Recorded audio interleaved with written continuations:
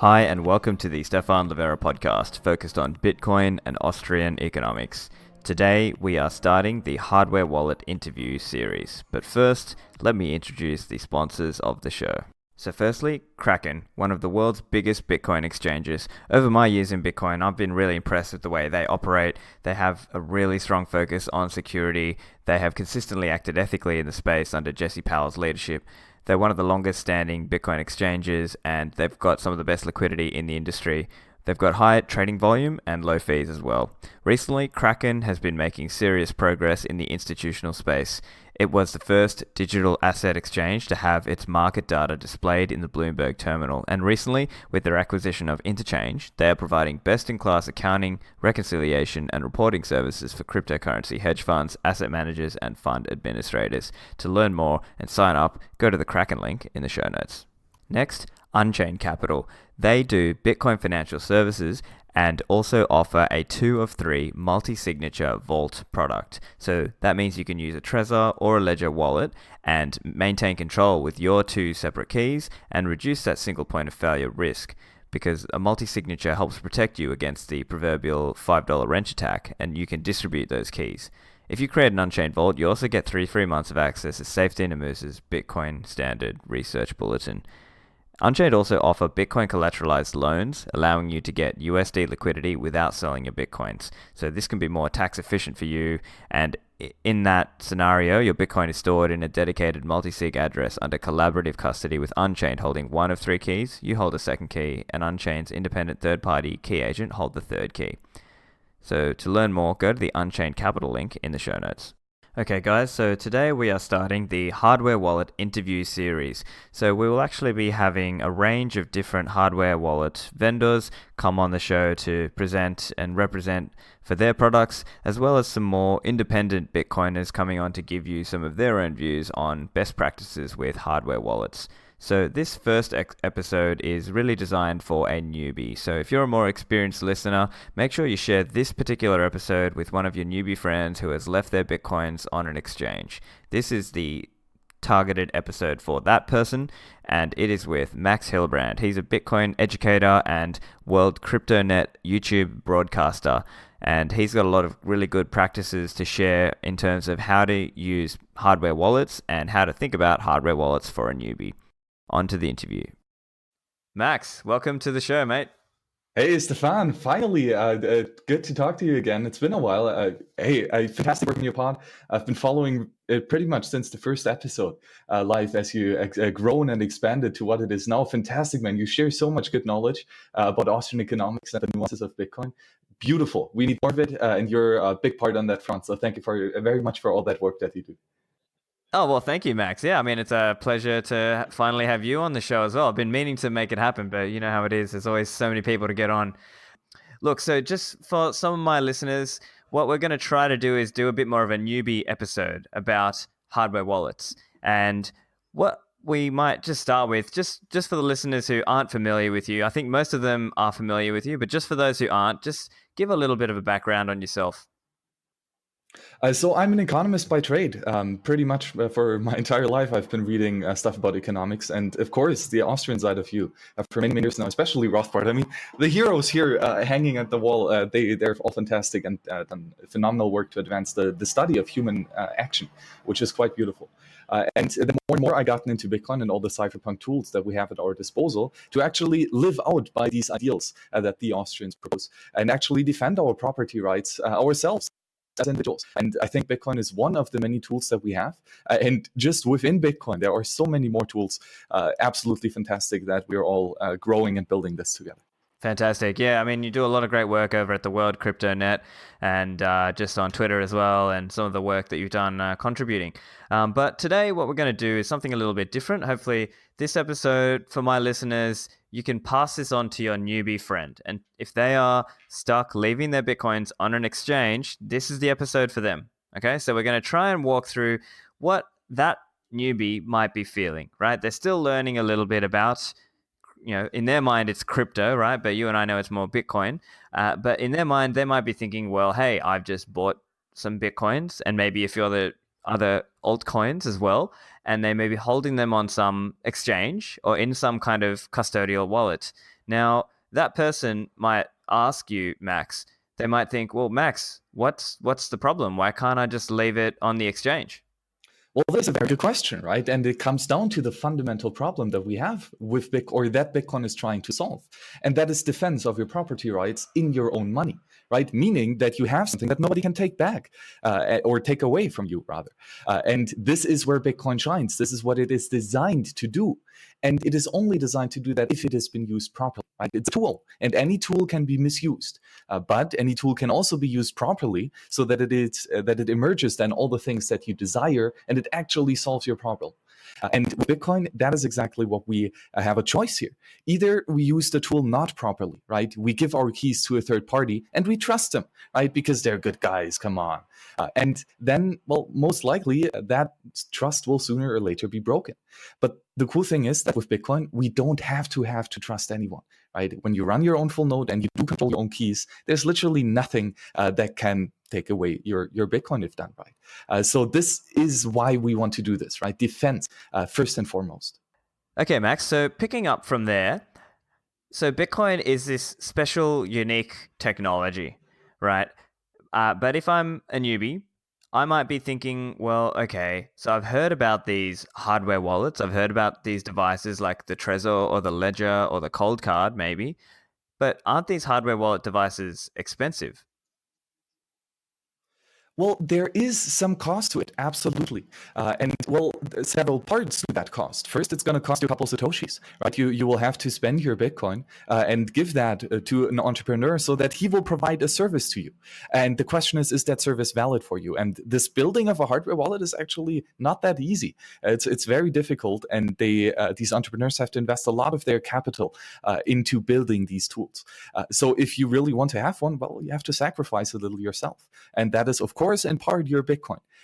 Though also, I would say it's more about education as well, right? This is also a capital cost, right? Your time and your attention to really sit down and try to understand this. And you're doing it already by listening to podcasts like these, right? And you're way ahead of the curve in this sense. But also invest in your education, right? Make sure that you really understand what you are doing here and how you can use these tools properly. And that, I think, is also something to be considered. Yeah, right. So look, I think from the newbie perspective as well, they might also know this. They might know that, okay, it's not the ideal practice to leave it on the exchange, but they might feel like they're not confident. They might feel like they're scared and that they might screw it up and they might lose their Bitcoins. Maybe again, from the newbie point of view, they might think maybe it's safer for me to leave it on an exchange. What would you say to that? Well, I think we can look back at the track record, right, between trusting a central third party and securing your own cryptographic keys. And, with Bitcoin specifically, so many trusted third parties have been compromised. And when they were trusted with the private keys, that means that the Bitcoin are gone. And because of the design of Bitcoin, these Bitcoin are gone forever and you will never get them back because now they are on the proper private key of someone else. And you cannot break that, unfortunately. Fortunately, that's a feature, not a bug, right? So we see just with the track record of Bitcoin, trusted third parties are security holds. And what we also see, maybe looking back on some other technologies, people already use cryptographic keys in their daily lives every single day. Right? How many SSH keys does your computer have? And you don't even know that you're using it. You're using HTTPS every single day. And these have cryptographic keys, right? So you are already in control of some of your cryptographic keys. And it's actually not that hard. I mean, with some education, you can do that within really seconds, generating new keys and storing them properly and using them every single day. This is absolutely doable. So it's not as scary as it sounds. And you already do it every day. Now you just use these cryptographic tools not just to encrypt your communication, but also to protect the property rights in your sound money. Excellent. And now, if I'm a newbie, there's a lot of different hardware wallet products out there. How should I think about selecting a hardware wallet product? Very good question. And that is part of this education, right? And research that you have to do, and do your own due diligence, right? Don't trust, but verify. And here I would say, well, there are, let's say, 3 different main options, and they are quite good to show what is possible. So for example, if you are a shitcoiner, right, you want to gamble a bit, then it's still better to do this with your own private keys, right? And in most of these shitcoins, you can hold your own private keys, and you should do that. That is strictly better than not doing that, right? Even when holding shitcoins is strictly worse than not holding shitcoins. Right. Yeah, sure. So then if you want to do that, there are 2, maybe 3 options. And that would be, for example, the Trezor, which is the OG of hardware wallets. They invented that pretty much. Satoshi Labs with Slush and Stick and Alena, that they build a beautiful product here. And that can do shitcoins. The drawback, the beauty of this hardware wallet is that it is absolutely 100% open source, the hardware and the software. That is great. It's probably one of the most well-reviewed pieces of software in the Bitcoin ecosystem. Probably as much as Bitcoin Core itself or something like Electrum. So really, this is a very well-reviewed hardware wallet and pretty good. However, because it is open source, it does not have a hardware secure module, because that was back in the days pretty, and still very difficult to actually get. Well, because, closed source stuff sucks. And if you want to have very secure defense against the physical attacks. So if someone is physically holding your hardware wallet, then you really should want to have one of these hardware secure modules. And there, the ledger has one of these. And thus, it is pretty secure from this physical attack point of view. Though the drawback is, the ledger is closed source, right? So you don't really know what's going on in there, and you don't know if the private keys are handled properly. So that would be kind of the two main options which you want to go: complete open source with very, very rigorous peer review, or closed source with some more promised security properties of the chip. And that would be Trezor or Ledger. Right. And then what about the cold card? What are your views on that, and whether that is suitable for a newbie or not suitable for a newbie? Well, it kind of depends on what kind of newbie it is. If it's a blockchain newbie, then most likely it's not the right thing. If it's a Bitcoin newbie who really wants to really get into Bitcoin and Bitcoin only, yes, this is a very, very good tool. Why so? Well, it kind of combines 2 of these approaches. It is absolutely 100% Libre and open source. Both, of course, the software, the firmware, and the hardware. So the hardware chip itself, designed and manufactured by Peter, DocSax on Twitter and NVK, and then also it has open hardware with a hardware secure module. So they do have physical security against people who hold the cold card, right, and have physical access with this hardware secure module. Plus, they made it that it is open source, right? They actually negotiated with their supply chain and they have so much leverage in their market that they actually said, we only buy the product if it is open source. And thus they made it happen, which is fantastic. And this is Bitcoin only. Why? It's a feature, not a bug. Keep it simple and keep it stupid. And adding 1001 shitcoins is not keeping it simple. It introduces a lot of security risks. Plus, you're not going to run a full node on any of these shitcoins anyway. So and thus it's Bitcoin only. It's open source hardware with a hardware secure module that has all of the cutting edge features. And I mean the cutting edge features, like actually writing the bips themselves. This is a beautiful hardware wallet, and I can only recommend it. Right. Yeah. I mean, there's a lot to unpack in that, I think. But let's say, I'm a newbie. I've got a job. I've got a family. I've got a life. It's a lot of time to, it's a lot of effort to try and learn how to do this right. And I've seen, maybe I've got friends who made a mistake and they lost money. What is the best way, Max, to learn about how to use a hardware wallet device? What are some good resources as well? Well, I think it's just good to take a couple hours out of your days and invest in this. Really sit down and try to learn this. And then there are many sources of knowledge that you can go to and accumulate to try to understand it. I honestly believe that it's absolutely doable for anyone who wants to accumulate this. So I would go to the official documentation of each of these projects. So Trezor.io, ledgerwallet.com, I think, and coldcardwallet.com. And each of them most likely have a very, very well documented archive of how exactly step by step to use their hardware wallet. Now, that is for people who want to read, right? And maybe they have some videos as well. But of course, there are other ways. There are podcast episodes where you get like the high level conversations. Podcasts are a bit difficult to go into the technicals. So most likely, the better place for these hardware wallet reviews and how-to guides is YouTube, right? Go look for videos. I mean, I've done about the cold card, for example, I think 20 videos or so. And there are many, many more by other awesome content creators about the nuances of every hardware wallet. And of course, we'll follow Stephan's podcast here because I know that the next coming episodes will teach you exactly the nuances of all of this. Great. So, look, are there any tips for when that person might get stuck? So let's say they're trying to do a certain thing, whether that is to, learn about how to initialize the wallet, or maybe somewhere there's an error. What is the best way to get unstuck? I think the first way is always to DuckDuckGo it, right? Look it up on the internet. Pretty sure someone else had the problem before you. And hopefully he's documented it somewhere in this knowledge archive. And maybe you find it on a Stack Exchange or just on a random Reddit post or wherever. But, you can look and maybe learn something on the way. Though, of course, if you really have a tailor-made problem and you want to have real support, reach out to the peers. There are many different forums for that. Twitter, Reddit, right? Ask the questions yourself. Why not open a Stack Exchange question? And what I personally love to do is join the chat groups. All of these projects pretty much have their IRC channels or their Telegram groups. I don't know, probably no Facebook groups. But the cool thing here is that most of these projects, they are open source, right? And thus there is a strong community around most of them.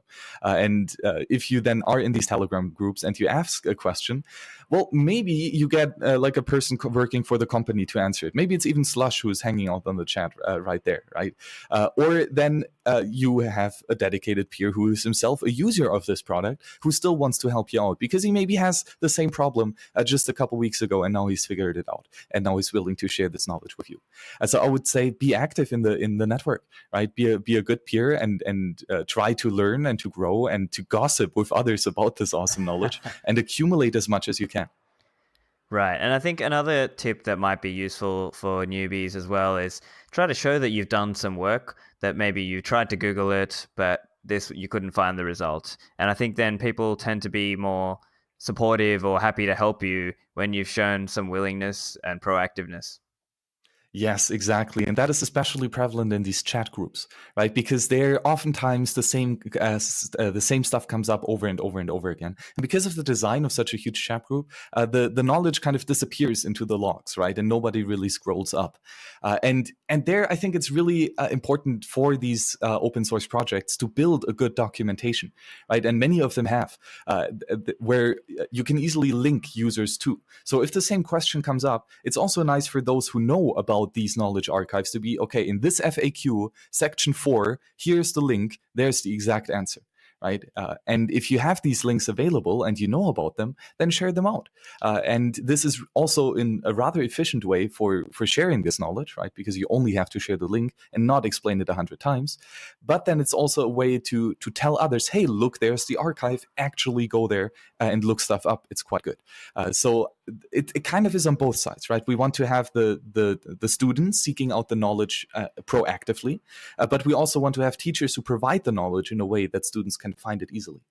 Excellent. And so let's talk a little bit more specifically around the flows, or at least the cycle that a typical newbie might go through. So I guess it starts with buying a hardware wallet. So what are your tips around who to buy that wallet from and how to make sure you're buying a legitimate product? Yes, that is very, very important because here the supply chain is a big attack vector, right? And especially the last mile of shipping. How do you know that the stuff that you buy on eBay for like half the price of the real hardware wallet, is that really the right thing? I don't know. Do you? This really is a level of trust that you have to go into, right? We cannot eradicate this all, but I would always recommend to buy from the source itself. So go to the main website and see if you can buy it there. If it's a big hassle with shipping to your country, maybe look if there's a local reseller, right? Oftentimes there are these people, and they have the quote unquote stamp of approval and web of trust of these entrepreneurs providing the service. And then it's always very, very important to, when you get this package, to check for tampering, right? Has the package been opened with? And there are some packages that do this really, really well, like, for example, the cold card, right? This has a security seal, and you absolutely 100% can see if the package has been tampered with, if it has been opened. If it has been opened, then do not use this. Then, unfortunately, it seems that this was kind of a scam, and some people try to get your hardware wallet, or at least be very, very, very careful and only proceed with great, great caution. So always check if the package that you get first comes from the right source, and second, has not been tampered with on the way. And then when you have your hard wallet at your own house, that's then when we can proceed. Right. And also, there are some instances where unscrupulous people sold a hardware wallet with the seed or the words already generated. What should we do in that case? Oh, well, of course, never ever send money or Bitcoin to these public keys of these private keys. Why? Because you're not the only one who knows these private keys, right? Someone else has written them down before. And anyone who knows these private keys can spend the Bitcoin. Thus, you don't really own these Bitcoin because you're not the only one knowing about them. And therefore, you should delete that wallet and at least start a new wallet, right? So, for example, then you generate a new 24 mnemonic words and you write them down securely yourself. And then because you yourself have generated them, that nobody else knows about them. And thus they are your Bitcoin, right? But it really depends here on this case, because who gave you that hardware wallet with the with the seed already enabled? And is that like the physical hardware actually also a scam? Right, that might be as well. So in this case, to be honest, I would not use that hardware wallet at all, or like this specific hardware, because someone else has had it. And unless I really trust that person, I would not continue using that specific hardware wallet. But that really depends on the case. Yeah, look, I agree with you. I think it should be taken as that's an expensive lesson. You should throw it out and get a new one. Let's talk about initialization, right? So this, for the newbies, this is a process where when you first buy that hardware wallet, you need to set it up. So Max, can you tell us a little bit about what does that look like for the user? Like, they're opening the device, they are plugging it in, what are they doing? This, again, the nuances depend a bit on the different hardware wallets that we use, but in general, you first can set a pin to that hardware device. So this is probably a number, hopefully a long one. I think mine are always like 16 digits or something, that protects this physical hardware, right? This is the pin to unlock the hardware to then unlock your private keys. So without the pin, you cannot use the hardware. But the PIN does not necessarily have to do with the private Bitcoin keys, right? So the PIN is for the hardware, not necessarily for the private keys. That is a big differentiation here. And so once you have set up that PIN to secure the hardware, then it shows you your newly created mnemonic seeds, or your mnemonic word, right? Which are 12 or 24 English or many other languages, words that represent your private key. And this private key then, here again, is very important to back up, and to back up in a secure location. Right. So, for example, when you are in a public place, in a cafe, and you write down these mnemonic words with like 100 people around you and probably 50 smartphones pointing at that paper that you're writing on, and cameras. Exactly, right. So then the risk of someone else knowing your mnemonic words is relatively high. And again, whoever knows your mnemonic words has full control of your Bitcoin. And thus, it makes really a lot of sense to do this in a private moment, right? Sit down in like your own house, make sure that nobody else is in the room. I would even go further. Make sure that you don't have your phone with you, right? Because that has a camera. It also has a microphone, right? It also has a vibration detector and a bunch of other stuff. Just go into a room without any electronics in. Sit down in your bathroom. Why not? I mean, it's only for a couple minutes. And if you can protect yourself just a little bit more, it's not really too much of a hassle. So just make sure that there really is no one around, neither in meat space as well as in cyberspace. This is a moment in time just for you, because you must be the only one that knows about these private keys. Exactly. And I think it might be useful to just talk about some of the potential attacks that can happen that are not typically thought about. So some of these, what we call side channel attacks. So can you just explain a little bit around what those are? And, that's why we try to, take certain precautions when we're setting up the device. Yeah, so there are several side channel attacks, and I guess the overarching theme of them is that it means it's communication from the hardware wallet to some other device. And you can maybe spy on this communication and reveal some of the secrets that the hardware wallet contains. And that can be just some artificial metadata, like maybe the size of a transaction that is being sent or signed, something like this. Or it could be very, very bad, and it can be even the public keys, for example. And so you know exactly, as an outside observer, what specific or what money is being held on that private key. And then if it's worthy to attack or not. Or you could potentially, and that would probably be the worst case, even leak the private keys, right? By just spying on the communication between hardware wallet and the computer used to interact with it. And this then, is a question: how do you communicate this path, and how do you make sure that it is secure? And here, with a hardware secure module, that is the big first step. That makes everything a lot easier, because this really protects against these physical types of attacks, as I called them earlier, right? And this is a physical attack, right? You plug a special cable in, and you check what bytes are being transferred through that USB cable, for example. That would be a side channel attack. You have physical access to the device. And here, if you have a hardware secure module, that is a lot better than not having one. So I would recommend, in that case, if that is your threat model, to use something like Ledger or Coldcard. Right. And what is a threat model for a newbie? Well, it's the type of person or entity you defend against. Right? If, for example, you are in like a loving relationship with your wife and your children, then maybe you don't necessarily have to protect yourself against them. You maybe trust them enough that they will not steal your private keys and run away with your Bitcoin. Well, maybe, right? And then in this type of threat model, right, well, your children are not really a threat. So it might be okay to leave the unencrypted mnemonic, for example, in their room, right? Because they can see the private keys because you trust them that they won't spend it.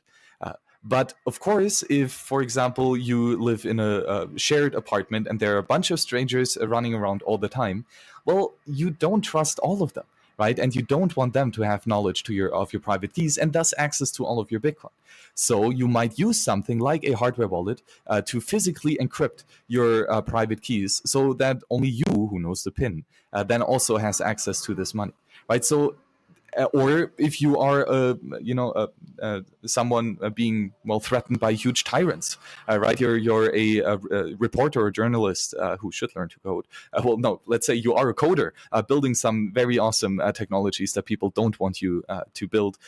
Then you need to defend yourself maybe against even more elaborate attacks, right? And it always depends on your individual case of who is attacking you, on how much you need to defend yourself. And that is a very individualistic choice. And think about that. It really is important to know before you go and build your further strategy. Okay, so let's say the user now, they've set up their device and they have got their 24-word seed, and they've got a PIN, and they've chosen a sufficiently long PIN to help give some additional protection. Now, if that user still feels a bit uneasy, what are some ways to ease into that experience? Should they use testnet? Should they do small transactions first? Oh yes, very very good point. And I'm the biggest fan of testnet. I'm a testnet maximalist, so to say.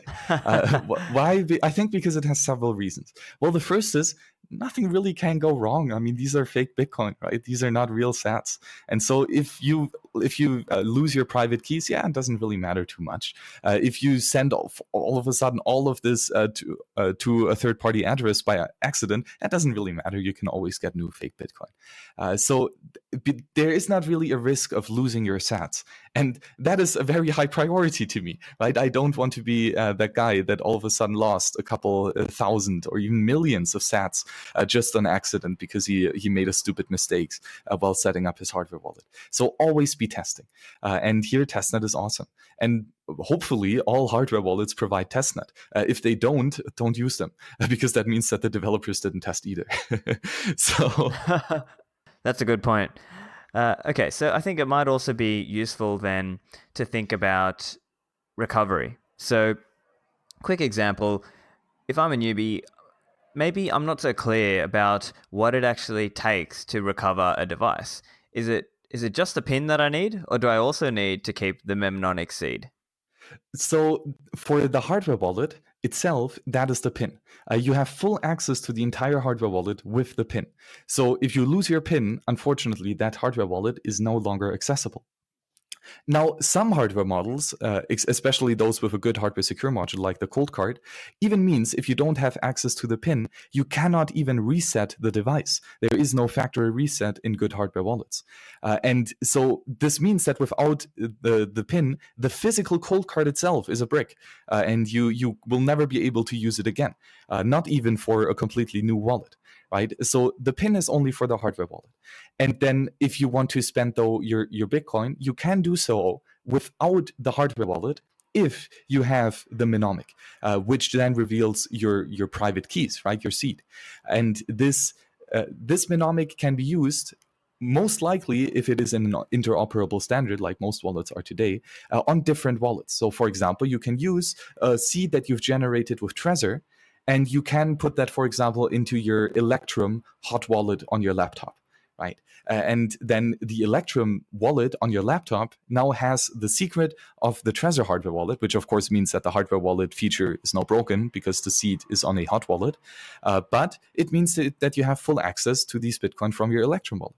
So even if you, for example, lose access to the hardware wallet, if you have the mnemonic, then you have access to your Bitcoin. Now, the thing is, though, that you have also the opportunity to encrypting your mnemonic, right? To have this backup show not the actual private key, but that the backup itself of this mnemonic, right?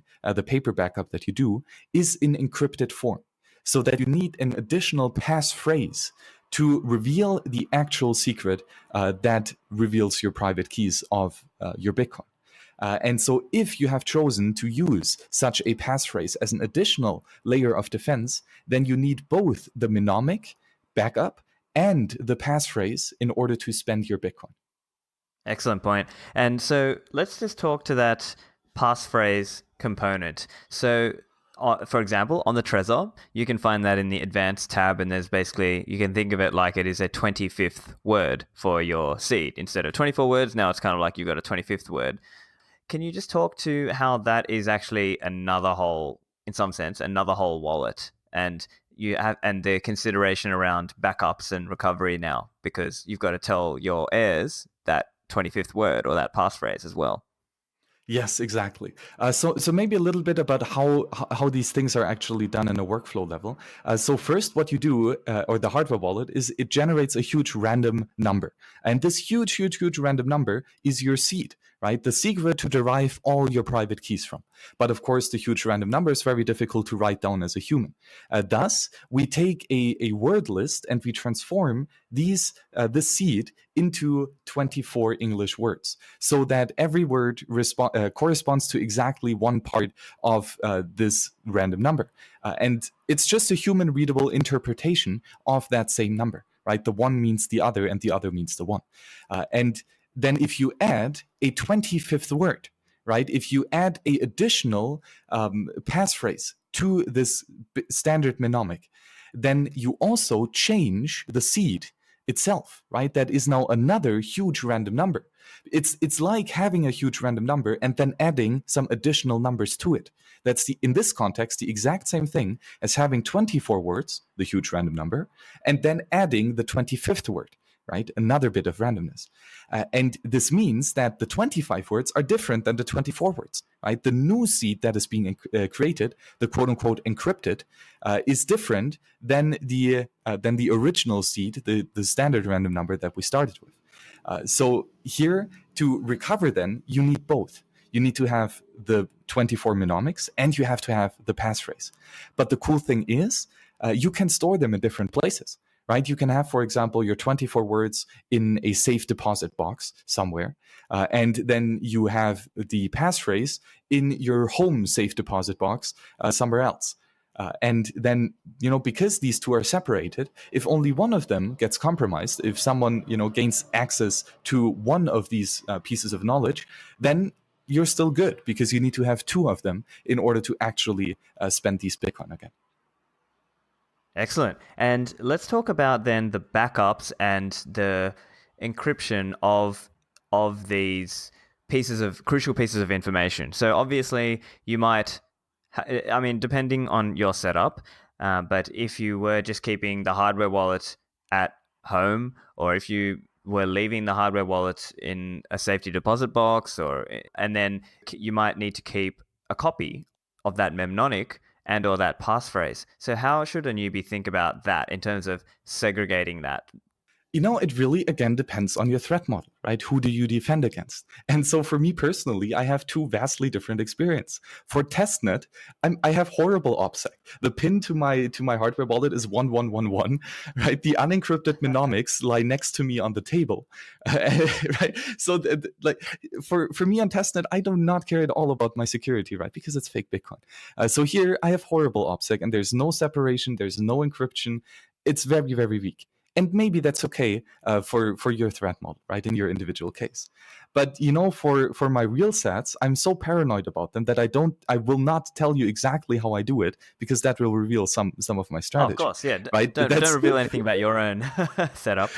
Yeah. Right, and that's the other side here of the threat model. But in general, right, I would say that it's always very important to encrypt your backups, and this goes for anything really, but it goes especially for your private keys to your Bitcoin. So how do you do that? Well, a passphrase is pretty good because then you get the mnemonic word in encrypted form, and mnemonics are very easy to back up. Right, it's writing down them on a piece of paper or stamping them into metal. Right, it's very easy to back up your mnemonics, and thus having a way to encrypt this written down backup is very, very good. So that is highly recommended. Though some hardware wallets, like for example the Coldcard, provide this fantastic feature of doing a backup onto a SD card, for example. And here the backup is encrypted properly. With the secure random number generator of the hardware wallet. So in the case of the Coldcard, you can generate a zipped archive of your private keys and a bunch of the metadata about your wallet, and then you encrypt this with like 256-bit security, which means that your passphrase is not just one word, but it is actually 12 words, right? So this is like a completely new mnemonic seed with all the security in the cryptography side of you just to encrypt your backups, right? And then these backups are so securely encrypted, you could theoretically even upload them to your Google server, right? Or to any other third-party server, although that might again leak some metadata, but at least the content, the private keys itself, are so securely encrypted that no one is ever going to break it. And here these are the different threat models. Always encrypt your backups and store them then in encrypted form in different locations, both physically as well as in cyberspace. Fantastic. And the other point is typically there are certain devices. So a quick example is the crypto steal that an individual may use to back up their 12 or 24 word seed. And so I think, as you're pointing out there, that the user needs to be very careful where they leave that device, because if they have not used a passphrase, then somebody could steal their Bitcoins, right? Exactly, right? The advantage of a hardware wallet is that in MeetSpace, we have encrypted private keys, right? You need the PIN in order to get the private keys. That's the security model here of the hardware wallet in MeetSpace. Well, for the backups, right, for your mnemonic words, if they are not encrypted, then the MeetSpace defense is whatever MeetSpace defense you put around that, right? If you have it in your drawer under your socks, then that's pretty easy to find. If you have it in your own physical safe in your house, somewhere like beneath a bunch of cement and and iron cages, then maybe that's good enough physical security.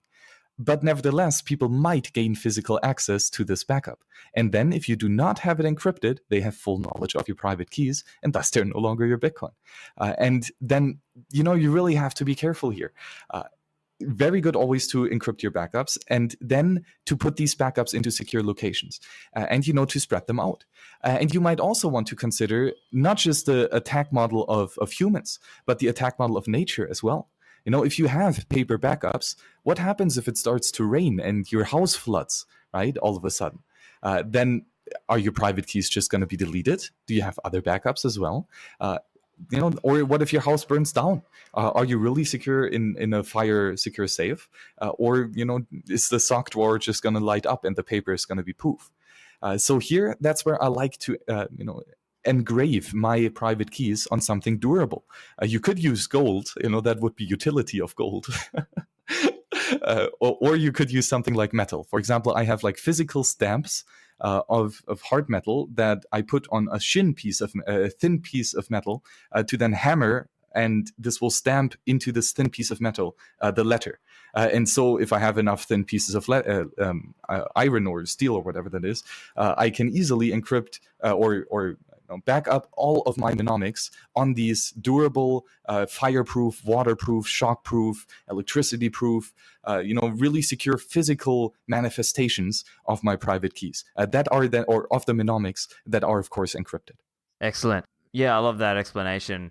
And let's now talk a little bit about the privacy considerations. So we don't have time to kind of go through the full detail of it, but perhaps you just want to outline some basics for the newbie in terms of what should they be thinking of and what information are they giving off by using, say, a Trezor or a Ledger or a cold card? Yes, so the prime design of a hardware wallet is to protect your private keys, right? The keys that you use to sign your transactions. And assuming that is in order and that everything is secure here, this does not guarantee anything about privacy. The privacy side comes with whom do you reveal your public keys to, right? Who do you tell which private keys or the public side of your private keys, right? They cannot calculate the private keys, so they cannot take your Bitcoin, but they can calculate which Bitcoin addresses and thus which Bitcoin coins belong to you. And this can lead to degrading of your privacy, right? Then someone else might know exactly how much money you have and where you spend it on, and without a shadow of a doubt, right? He has cryptographic proof of it. So the question is, how can you initialize this wallet?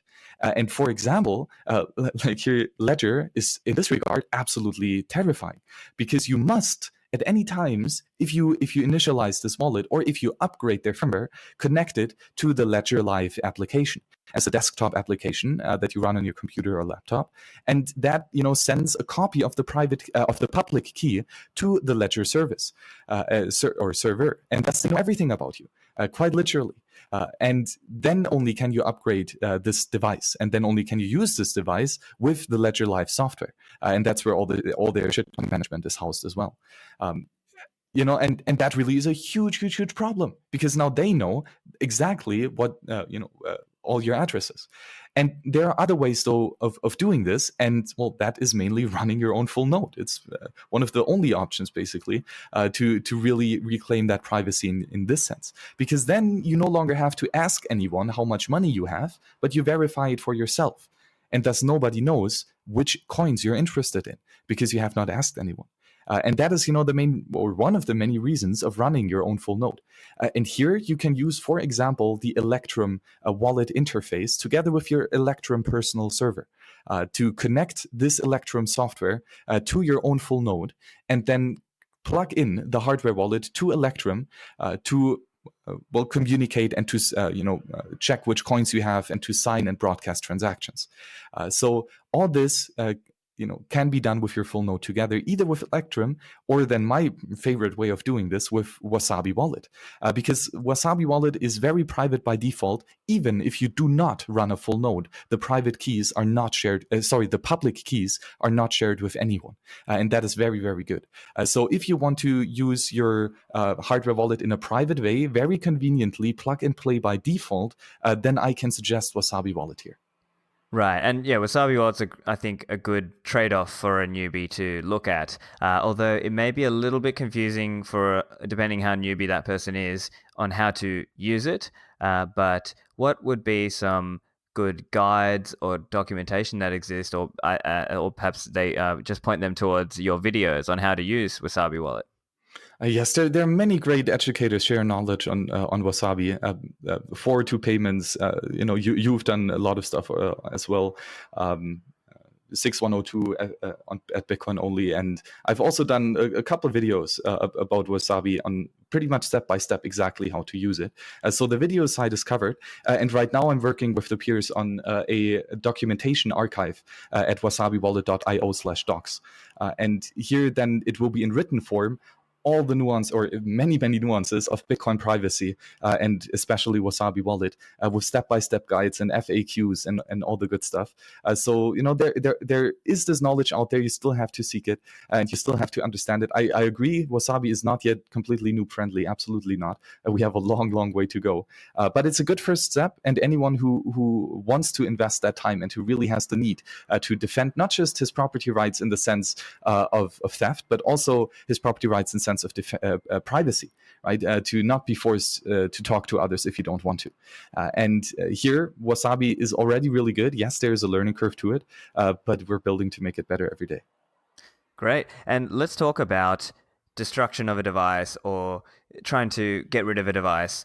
Do you have any tips there, and in terms of things they have to be careful with the seed? Yes. The first question is always, do you really want to delete the private keys? Really? Like, really? Because, private keys in the sense of Bitcoin spend money. And so if there is money to be spent by the private key, but you have deleted it, then you can no longer spend it, which would be very, very bad. And remember that in Bitcoin, people can send money to old addresses of yours, right? And then this means that you could get money sent to a public key of a private key that you have already deleted. And that is not too good, right? So there might not be too many cases where you really want to delete your private key completely, right? So always keep a backup somewhere, I would say at least. And then though, if you want to destroy a hardware, that's a different question, right? And this hardware can be reset depending on the unique manufacturer, but there should be a reset option in all of them in a way that it deletes the private key from the storage mechanism, either the microchip or the hardware secure module, and it overwrites that data with random zeros and ones that are no longer your private key. That would be the first step, right? Delete the data from the device. And if it's a hardware secure module, you can actually prove that it was deleted, right? You can roll over a seed, and then you have, under some security assumptions, pretty good proof that this data now is actually deleted. But I would go even further. Delete or destroy the physical device. Smash it with a hammer, burn it, cut it into pieces. Even the cold card, it has the Mark II version. It has a little error right next to the screen where the hardware secure module is placed. And right next to it, it says shoot here. And it is very advised, and there are videos online where people are actually doing this. If you shoot your hardware wallet cold card, then at this spot, then yes, the hardware secure module gets obliterated, and then you have absolute certainty that the private keys will never ever be found again.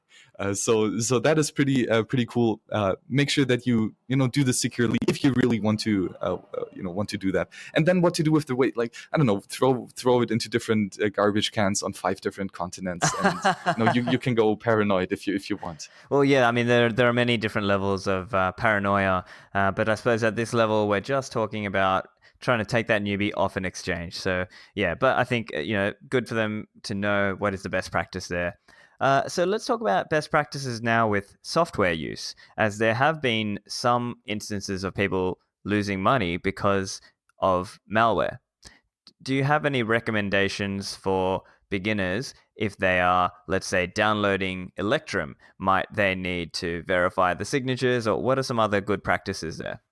Yes. So, the sense of the hardware model is that we do not trust the computer, right? We do not trust the software of our main laptop, for example, because it's an operating system. It's huge, many bugs, right? And thus, the private keys are removed to a separate hardware device, right? But we still need to communicate with our main device in order to build that transaction. And you're absolutely right. If that software is malicious, there can still be cases where it kind of tricks the hardware the hardware wallet into signing a transaction that is not really right. And that there have been many cases of that. And many attack vectors are possible here in this sense. So it's always very important to do your research and to verify the software that you're using. Again, that's a huge problem if you're a shitcoiner. I have no clue how you're going to deal with that, because probably all of these wallets just have Trojans left and right. So yeah, good luck. But if you're in Bitcoin, then we have good devs working here, and all of them sign the releases of their firmware, meaning that, or well, if they don't, then never ever use that wallet ever again. Ledger. But well, if they do, then you can verify that the firmware that you have on your hardware wallet is actually the one that was developed by the developer, right? And you know that there was no man in the middle who gave you a firmware that the author of the software, like the real entrepreneur, did not approve of. And that is very important. Always verify PGP signatures. And it's actually very easy if you learn how to do this. There are graphical user interfaces for it as well on all operating systems. But that is just, it's so important. We should do even much more than just verifying the PGP signatures. But then if you do that, right, still make sure that the software itself is good. And here do your research on, for example, Electrum wallet. On Bitcoin Core itself, Bitcoin QT is a pretty good wallet, and with the hardware wallet interface, you can actually connect your hardware wallet to it. Then I can recommend Wasabi as well. Still much more review needed on that piece of software, but it seems to be quite solid. And well, specifically for the hardware wallet, I guess there's Armory. No, Armory does not support hardware wallets. And unfortunately, there are not too many good options out there. But I guess with Electrum, especially connected to your own full node, and Wasabi, we have two pretty strong candidates, and hopefully we will see many more in the future with the integration of hardware wallet interface. Yeah, great points. I think you're right. I think at this point it's basically Bitcoin Core with hardware wallet interface, Electrum personal server, or one of the other options like Electrum X, etc., or Wasabi at this point. But I think hopefully that's a pretty good overview now for the Bitcoin newbie. Let's talk a little bit about next steps for that Bitcoin newbie. What are some potential topics or areas, or even some software or concepts that they should be looking to try and learn now once they've gotten to this level? Yeah, so maybe to keep it initially on this hardware wallet stuff, look into more elaborate ways of backing up your mnemonics. For example, the Trezor team has done some great work to bring forth Shamir secret sharing in a quite interoperable standard, so that you can split up your mnemonic words and your encrypted mnemonic words, by the way, into several groups. So that instead of having 1 times 24 words, you have 5 times 12 words, and you need 3 of these 12 words in order to get your master secret again. So you kind of split up very securely and in a cryptographically sound way your mnemonic into 5 different shares, and you need 3 of these in order to get back the real private key to spend the Bitcoin. And this can help you a lot with your physical defense, right? If you then have 5 different secure locations in like 3 different countries, for example, and you need to travel to 3 of these places separately in order to get your real private key to spend the Bitcoin, that can be really good mechanism for backing up. and maybe in general stay up to date with what's going on. I mean, Schnorr signatures are going to change the game quite drastically for hardware wallets. That will require a lot of further development. Lightning Network is for hardware wallet is quite a crazy thing. Follow Stephan Livera, who's been here on your pod many times already. He's doing great work with Crypto Advance with that hardware wallet. Also open source hardware secure module, fantastic. And scriptable hardware wallets. Coldcard has a couple cool things up their sleeve that they're working on. Regarding co-signing scriptable business logic in one of your cold cards in a multi-sig setup. That is fantastic. Oh yeah, we didn't even talk about multi-sig itself. So that's another can of worms that also has to do with hardware wallets and especially with Trezor and Coldcard. So the rabbit hole goes deep. So I don't think it will be boring. Keep on learning. Yeah, that's great. What about any other, I guess, more leaving the world of, let's say, hardware wallets more and kind of custody more specifically? Are there any other topics or things in or around Bitcoin that you think would be beneficial for a newbie to learn about? Learning the why of Bitcoin, why this is so important. And here I think economics is just a vitally important part. And of course, the listeners to your show know that. And listening to all your pods, they're pretty sure that they got a good grasp of economics by now. But keep on learning about this. The nuances are really deep. And it's, when you understand the why of Bitcoin, on the economic level, that really pushes you to learning how to actually use it properly in all its different aspects, and then to focus on to take care of your privacy. It really is a huge problem that we have in the incumbent world. I mean, there's no financial privacy in fiat world. Like, forget it. None. Zero. Nil. You're transparent to the core. Never use credit cards, so please not.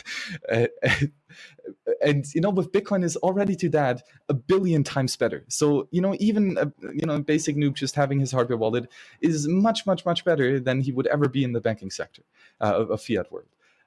But we can do so much better, and we should strive to do so much better. So take care of your privacy.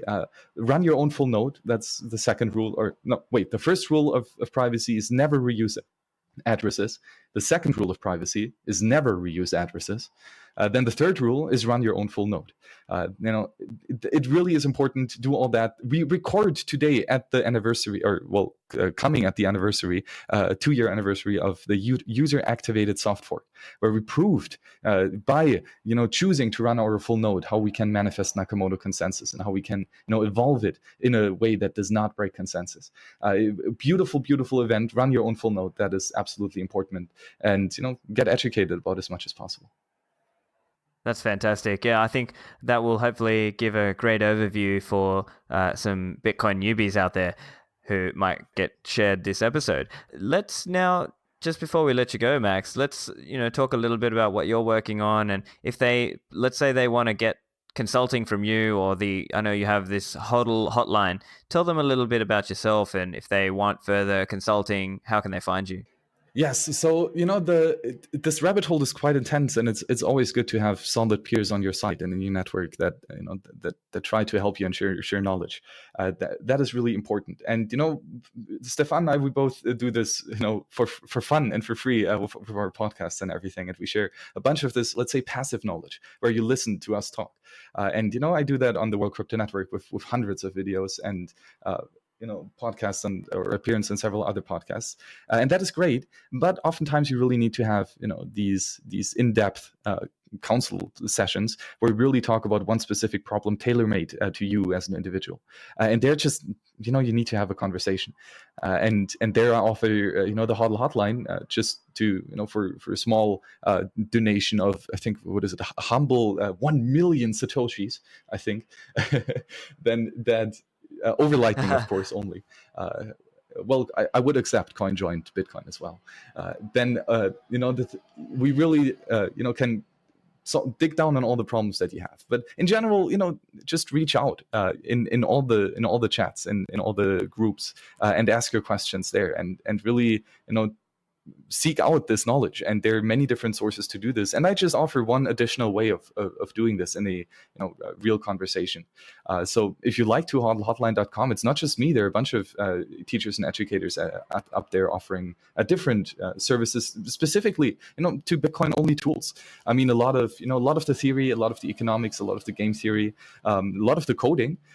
Then also though about using the software, right, for different tools, hardware wallets, software wallets, coin joins, and running your own full node, and all this, many different ways that these teachers can help you to advance your understanding of Bitcoin, which I think is the best investment that you could ever make. And it's the biggest investment of your time and your attention, but it also is a bit of your investment of your sats if you really want to bootstrap and get this really going quickly.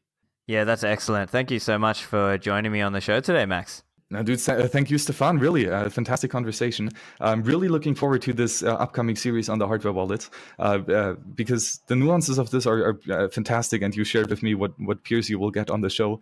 Oh, that's going to be so exciting. You got the good guests, you got the right peers sharing their knowledge, and keep it up. Really, your podcast is by far, the deepest in the rabbit hole and of economics and Bitcoin, and it's very cool to have you on our side here sharing all this knowledge and teaching. That is so important. We have to do a lot more education, and that's maybe also the call that I would like to provide here at the end. Really contribute to the open source projects, all of you. It's your responsibility if you use open source projects to contribute back. And you can do that in many different ways. It does not at all have to be coding only.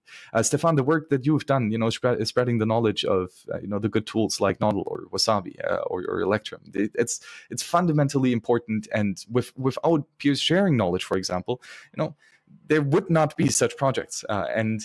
For example, also help with documentation. That's one of the tasks that I'm doing right now for Wasabi Wallet, is to build this knowledge archive in written form. And of course, it's Libre and open source on Git. So if you want to contribute, if you have a question, then ask it there. If you know the answer to a question, well, then answer it there. It's not just for one specific project, but for all the open source projects. Again, if you use a open source project, it is absolutely your responsibility to make sure that this is a prosperous venture. And this goes in many different ways. So be active, be a good peer in the network. Don't just be a leech, but give back and help us grow this Libre sound money to become this behemoth of proof of work, of sovereign individuals claiming their sovereignty and defending themselves and their property rights. And Stephan, thank you very much for inviting me on the show, and hopefully see you on the next time soon. Hope you found that valuable. Make sure you are subscribed to the podcast using a podcast app, so that way you don't miss out on the episodes that are coming. I've got a whole range of interviews with some of the top people to listen to on this, so keep an eye out for that. You can find the show notes on my website, stephanlivera.com. If you want to DM me, my handle on Twitter is @StephanLivera. My email is stephanlivera@pm.me. That's it from me. Thanks, guys, and see you next time.